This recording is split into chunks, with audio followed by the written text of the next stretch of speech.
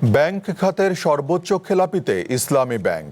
সবশেষ হিসেবে প্রতিষ্ঠানটির মোট খেলাপি ৯৫,৬২০ কোটি টাকা, যা দেশের একক কোনো ব্যাংকের মধ্যে সর্বোচ্চ। তালিকায় এরপরই রয়েছে আইএফআইসি, স্ট্যান্ডার্ড, ন্যাশনাল ও প্রিমিয়ার ব্যাংক। এদের সবারই প্রভিশন ঋণাত্মক ও খেলাপি ২৫০০ কোটি টাকা থেকে প্রায় ১০,০০০ কোটি টাকা।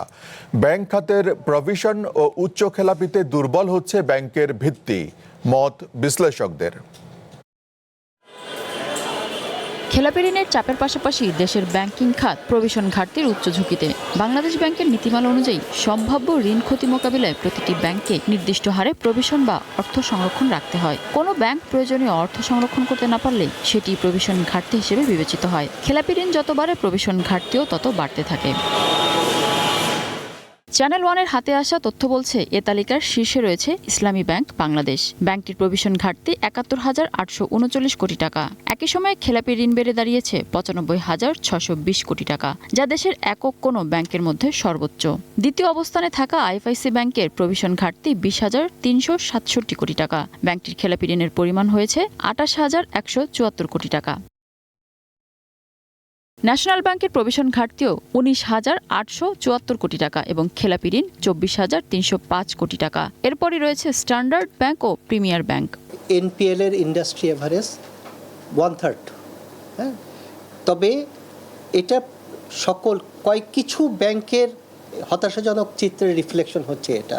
এর মধ্যেও প্রচুর ভালো ব্যাংক আছে। ব্যাংকগুলিকে টিকে থাকার স্বার্থে, তাদের অস্তিত্বের স্বার্থে নিজেদেরই তো এই ব্যাপারে উদ্যোগ গ্রহণ করার কথা। কারণ ব্যাংক টিকে থাকবে তার ব্যবসার মাধ্যমে, তার অ্যাসেটের মাধ্যমে। অ্যাসেট আর্নিং হবে, অ্যাসেট রিকভারি হবে, পুনরায় আবার তারা ঋণ দিবে। এই সাইকেল বজায় রেখে তার ব্যবসা বা ব্যাংক অস্তিত্ব টিকিয়ে রাখার কথা।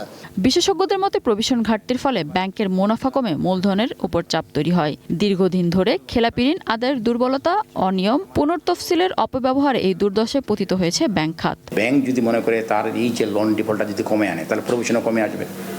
তো প্রভিশন কমে আসলে তো অটোমেটিক তাদের প্রফিট থেকে আর নতুন করে প্রভিশন রাখার দরকার হবে না আর কি। তাই এটা একটা ওয়াই আর কি। তাহলে তার মানে হলো যে বর্তমান rules regulation, exit policy Bangladesh bank যেভাবে বলছে সেটাকে যদি ফলো করা হয়, তাহলে কিন্তু ব্যাংকগুলা তার প্রভিশন ঘাটতি কমিয়ে আনতে পারবে। আর থেকে প্রচুর উচ্চ হারে সুদে আমানত নিচ্ছে টিকে থাকার জন্য, লিকুইডিটির জন্য, কিন্তু এই টাকা তারা শোধ করতে পারবে না, আরো লসটা আরো বাড়বে। বাংলাদেশ ব্যাংকের তথ্য অনুযায়ী চলতি মার্চ পর্যন্ত ব্যাংক খাতে খেলাপি ছাড়িয়েছে ৫,৮৮,০০০ কোটি টাকা। বিশেষজ্ঞরা বলছেন, খেলাপি ঋণ দ্রুত আদায়, দায়ী ব্যক্তিদের বিরুদ্ধে ব্যবস্থা এবং ব্যাংকগুলোর সুশাসন নিশ্চিত না হলে এই চাপ থেকে বেরিয়ে আসা কঠিন হবে। Mina Firdaus, one news, Dhaka.